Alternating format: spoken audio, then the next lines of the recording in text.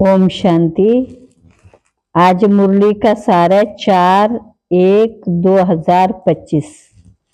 सारे मीठे बच्चे, तुम अशरीरी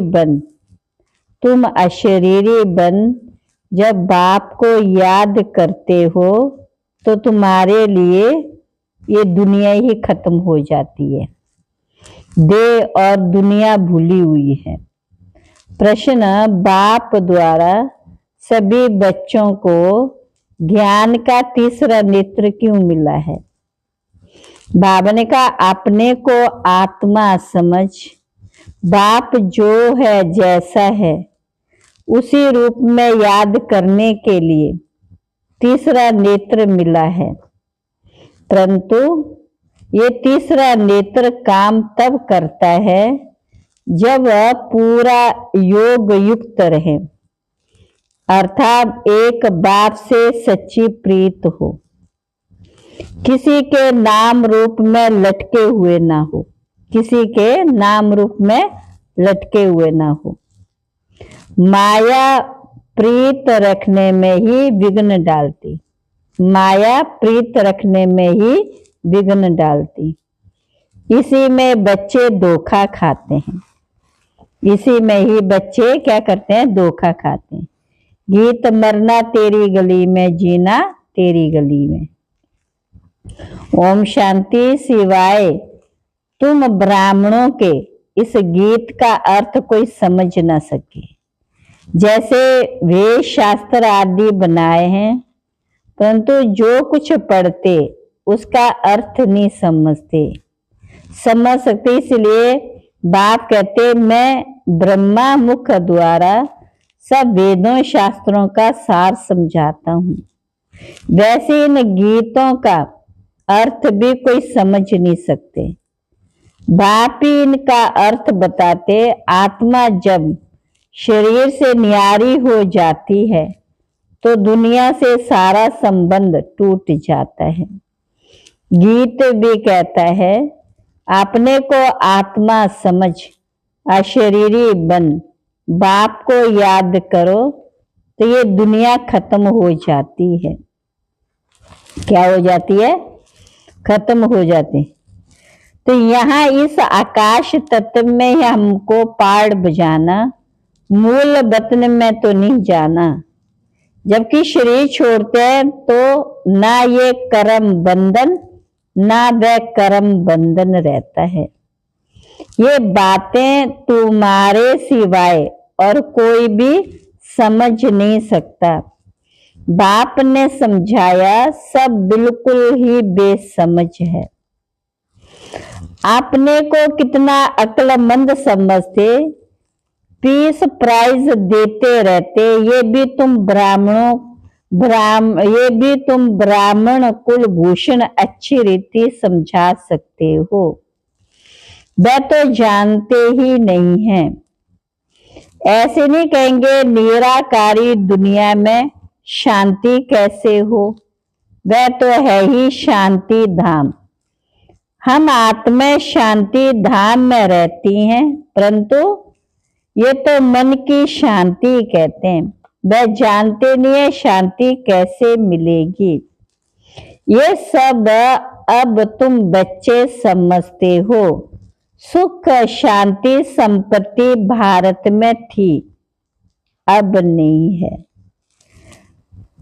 अब है दुख अशांति कंगालपना, ये वर्षा है रावण का। ये सब बातें बेहद के बाप बैठ बच्चों को समझाते हैं। ये तो जानते नॉलेज होती है आत्मा में, उनको ही ज्ञान का सागर कहा जाता है।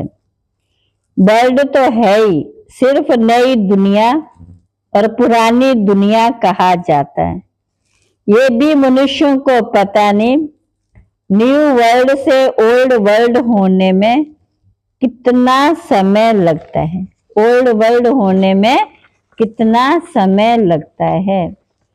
तुम बच्चे जानते, कलयुग के बाद सतयुग जरूर आना।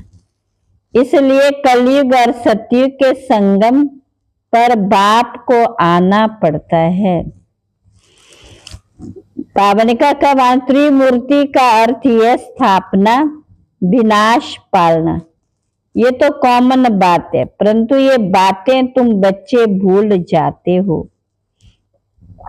बाप हमको अब नई दुनिया के लिए लायक बना रहे हैं। तुम भारतवासी लायक बनते और कोई नहीं। हाँ, जो और धर्मों में कन्वर्ट हो गए हैं वह आकर के फिर इस में कन्वर्ट हो जाएंगे जैसे उसमें हुए थे। ये सारी नॉलेज तुम्हारी बुद्धि में है। महाभारत लड़ाई भी जरूर लगनी है।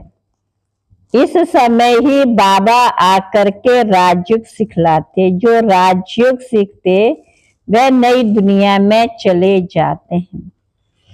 तुम सबको समझा सकते हो कि ऊंचते ऊंचे भगवान, फिर ब्रह्मा विष्णु शंकर, फिर आओ यहाँ मुख्य जगत अम्बा, जगत पिता। बाप आते ही यहाँ है ब्रह्मा के तन में। प्रजापिता ब्रह्मा तो यहाँ है ना। ब्रह्मा द्वारा स्थापना सूक्ष्म वतन में तो नहीं होगी ना, यहाँ ही होती है। ये व्यक्त से अव्यक्त बन जाते। ये राजयोग सीख फिर विष्णु के 2 रूप बनते हैं। क्या बनते? विष्णु के 2 रूप बनते। तो बाबा ने कहा कुछ बुद्धि में बैठता है या नहीं, ऐसे ही है। नब्ज देखनी चाहिए। एक अजमल खां नामी ग्रामी वैद्य होकर गया।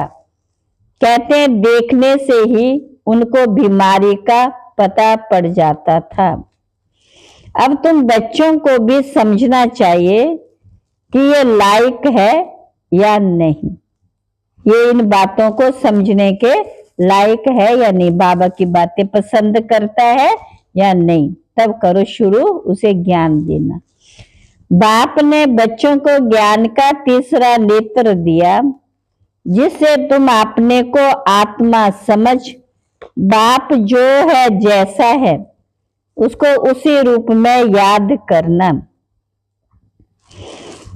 तो ऐसे भी नहीं है कि 1-2 के नाम रूप में लटक पड़े। बाप कहते प्रीत तो मेरे साथ लगाओ ना, तब तो बाणक लगाओ ना। माया ऐसी है जो प्रीत रखने नहीं देती। माया भी देखती है। हमारा ग्राहक जाता है तो एकदम नाक कान से पकड़ लेती है। फिर जब धोखा खाते हैं तब समझते माया से धोखा खाया। माया जीत जगत जीत बन जाएंगे। बाबा ने कहा एम ऑब्जेक्ट ही है कि अलिफ बे, तो बस 2 अक्षर ही याद नहीं कर सकते। बाबा कहे अलिफ को याद करो, फिर अपनी देह को दूसरे की देह को याद करते रहते हैं। बाकदे देह को देखते हुए मुझे याद करो। आत्मा को अब तीसरा नेत्र मिला है, मुझे देखने समझने का है, उससे काम लो। तुम बच्चे अभी त्रिनेत्री त्रिकालदर्शी बनते हो नंबरवार। बाबा ने कहा बहुत अच्छे बच्चे भी है, परंतु योग बल कम है, देह अभिमानी पना भी कम है। थोड़ी बात में क्रोध गुस्सा आ जाता है, गिरते रहते, उठते हैं गिरते हैं, आज उठे कल फिर गिर पड़ते। देह अभिमान है मुख्य। तुमको बेहद का बाप मिला है, फिर मोह क्यों रखते हो? उस समय शक्ल बातचीत ही बंदर मिसल हो जाती है। बाप कहते नष्टो मोह बन जाओ, निरंतर मुझे याद करो तो पापों का बोझा सिर पर बहुत है, वह कैसे उतरे। परंतु माया ऐसी है याद करने नहीं देती। भल भी कितना भी माथा मारो, भल कितना भी माथा, घड़ी घड़ी बुद्धि को बानका उड़ा देती है। कितनी कोशिश करते हैं हम मोस्ट बिलवर्ड बाप की महिमा करें, बाबा बस आपके पास आए कि आए, परंतु फिर भूल जाते, बुद्धि और तरफ चली जाती। ये नंबर 1 जाने वाला भी पुरुषार्थी है। शिव बाबा ने कहा ये नंबर 1 जाने वाला भी क्या है, पुरुषार्थी। बच्चों की बुद्धि में ये याद रहना चाहिए कि हम गॉड फादरली स्टूडेंट है। गीता में भी है भगवानुवाची, मैं तुमको राजाओं का राजा बनाता हूं। शिव बाबा सबको दुख से लिबरेट कर गाइड बन ले जाते हैं। भारतवासी नहीं मानते, इसलिए भारत की बुरी गति होती, मौत भी बुरी गति से होता है भारत का। वह तो बॉम्ब ऐसे बनाते, गैस निकला और खलास। जैसे क्लोरोफॉर्म लग जाता है, ये भी उन्हों को बनाने ही है, बंद होना इम्पॉसिबल है। जो कल पहले हुआ सो अब रिपीट होगा। इन मुसलों आदि का नेचुरल कैलामिटी से पुरानी दुनिया का विनाश हुआ था, सो अभी फिर होगा। ड्रामा विनाश जरूर कराएगा, बाबा नहीं कराता है, ड्रामा में विनाश नूंद है। ये बाबा पहले सुनाए, ड्रामा में विनाश की नूंद है। रक्त की नदियां यहाँ बहेंगी, सिविल वार में 1-2 को मार डालते, तुम्हारे में भी थोड़े हैं। अब हम जाते हैं सुख धाम, तो सदैव ज्ञान के अतीन्द्रिय सुख में रहना चाहिए। जितना याद करेंगे उतना सुख बढ़ता जाएगा। छी देह से नष्ट मोहा होते जाएंगे। बाप समझाते हैं कदम कदम राय लेनी चाहिए। मीठे बच्चे ट्रस्टी बनकर रहो, ममता मिट जाए, परंतु ट्रस्टी बनना मौसी का घर नहीं है। ये खुद ट्रस्टी बने, बच्चों को भी ट्रस्टी बनाते। ये कुछ भी लेते हैं क्या, कहते हैं तुम ट्रस्टी हो, संभालो। ट्रस्टी बने फिर ममता मिट जाता है।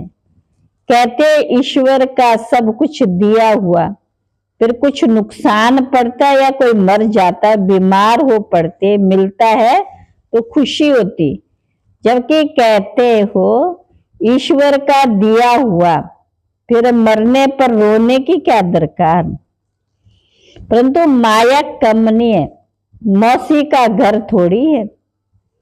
इस समय बाप कहते तुमने हमको बुलाया, आकर के पावन बनाओ। तब तो आत्मा को ले जाएंगे, तो ऐसे बाप के साथ प्रीत बुद्धि होनी चाहिए, एक में लव रखना है। माया के तूफान तो आएंगे, कर्म इंद्रियों से कोई विकर्म नहीं करना। अब तुम साकार द्वारा निराकार बाप से वर्षा ले रहे हो। दादा इनमें प्रवेश करते तब कहते दादे का वर्षा, बाप द्वारा हम लेते हैं। दादा ग्रैंडफादर निराकार, बाप है साकार। ये वंडरफुल नई बातें त्रिमूर्ति दिखाते हैं।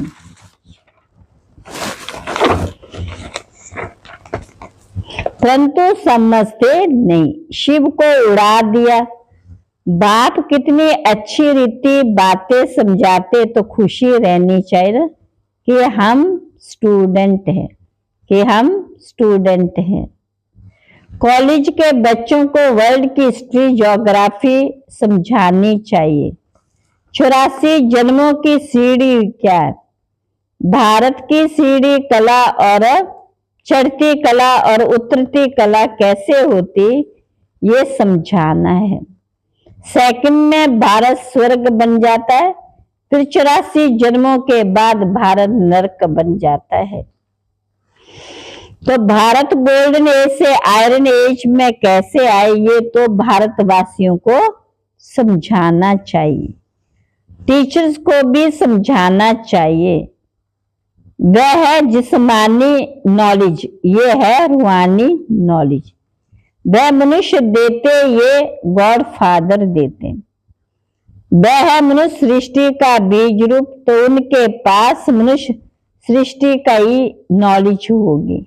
अच्छा, मीठे मीठे सिकिला बच्चों प्रति माता पिता बाप दादा का याद प्यार गुड मॉर्निंग।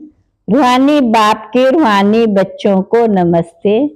हम रूहानी बच्चों के रूहानी बाप दादा को नमस्ते नमस्ते नमस्ते। धारणा के लिए मुख्य सार, इस छी देह से पूरा नष्टो मुआ बन ज्ञान के अतीन्द्रिय सुख में रहना है।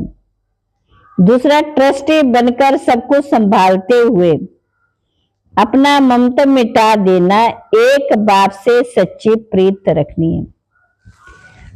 कर्म इंद्रियों से कभी भी कोई विकर्म नहीं करना। आज का वरदान है, ब्रह्मा बाप समान श्रेष्ठ श्रेष्ठ तस्वीर बनाने वाले परोपकारी भव। श्रेष्ठ स्मृति और श्रेष्ठ कर्म द्वारा तकदीर की तस्वीर तो सभी बच्चों ने बनाई, अभी सिर्फ लास्ट टचिंग संपूर्णता की। ब्रह्मा बाप समान श्रेष्ठ श्रेष्ठ बनने की, इसके लिए परोपकारी बनो, स्वार्थ भाव से सदा मुक्त रहो। हर परिस्थिति में, हर कार्य में, हर सहयोगी संगठन में जितना निस्वार्थपन होगा उतना ही पर उपकारी बन सकेंगे। सदा स्वयं को भरपूर अनुभव करेंगे, सदा प्राप्ति स्वरूप की स्थिति में स्थित रहेंगे, स्व के प्रति कुछ भी स्वीकार नहीं करेंगे। स्लोगन, सर्वस्व त्यागी बनने से ही सरलता व सहनशीलता का गुण आएगा। सर्वगुण सहनशीलता का गुण आएगा। अव्यक्त इशारे हैं, ये सकाश देने की सेवा निरंतर कर सकते हो, इसमें तबीयत व समय की बात नहीं। दिन प्रति इस बेहद की सेवा में लग सकते हो। जैसे ब्रह्मा बाप को देखा, रात को भी आंख खुली और बेहद की सकाश देने की सेवा होती रहती थी। ऐसे फॉलो फादर करो। जब आप बच्चे बेहद के साकाश देंगे तो नजदीक वाले ऑटोमेटिकली सकाश लेते रहेंगे। इस बेहद की सकाश देने से वायुमंडल ऑटोमेटिकली बनेगा। आज का सम्मान है, मैं विश्व सेवाधारी हूँ। मैं विश्व सेवाधारी हूँ। अभ्यास है, मैं ब्रह्मा बाप समान बेहद सेवाधारी हूँ। बेहद की नाव मार्का भावना रखना, अपनी शक्तिशाली मनसा से वायुमंडल को शक्तिशाली बनाने में सहयोग कर रही हूँ। चारों तरफ का वायुमंडल शक्तिशाली बन रहा है। धारणा, फॉलो फादर ब्रह्मा बाप समान स्थिति में रहना, वायुमंडल शक्तिशाली बने उसके लिए किन किन बातों का अटेंशन देना है। चिंतन है, वायुमंडल शक्तिशाली बने उसके लिए किन किन बातों का अटेंशन देना। अच्छा, ओम शांति।